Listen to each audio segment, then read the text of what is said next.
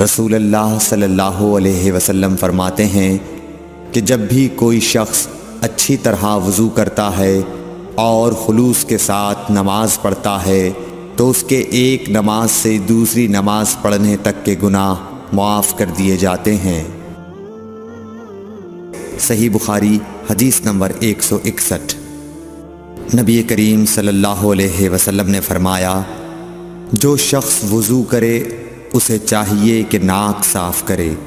اور جو پتھر سے استنجا کرے اسے چاہیے کہ طاق عدد یعنی 1، 3 یا 5 ہی سے کرے۔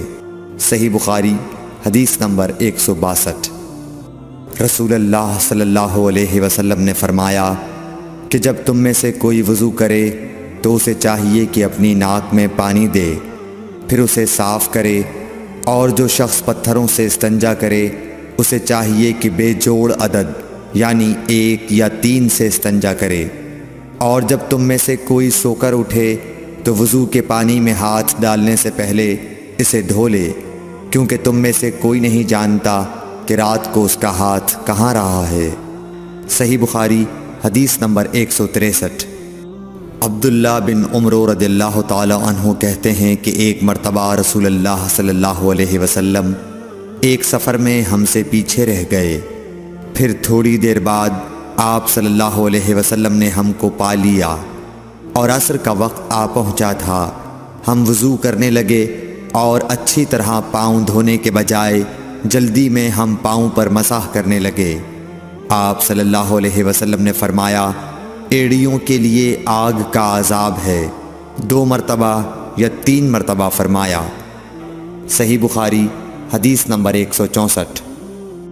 حضرت عثمان رضی اللہ تعالی عنہ نے وضو کا پانی منگوایا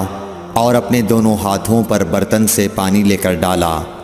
پھر دونوں ہاتھوں کو 3 دفعہ دھویا، پھر اپنا داہنا ہاتھ وضو کے پانی میں ڈالا،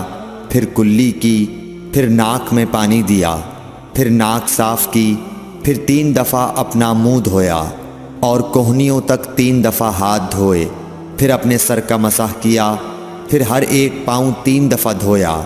پھر فرمایا، میں نے رسول اللہ صلی اللہ علیہ وسلم کو دیکھا کہ آپ میرے اس وضو جیسا وضو فرمایا کرتے تھے، اور آپ صلی اللہ علیہ وسلم نے فرمایا کہ جو شخص میرے اس وضو جیسا وضو کرے اور حضور قلب سے 2 رکعت پڑھے جس میں اپنے دل سے باتیں نہ کرے تو اللہ تعالیٰ اس کے پچھلے گناہ معاف کر دیتا ہے۔ صحیح بخاری حدیث نمبر 165۔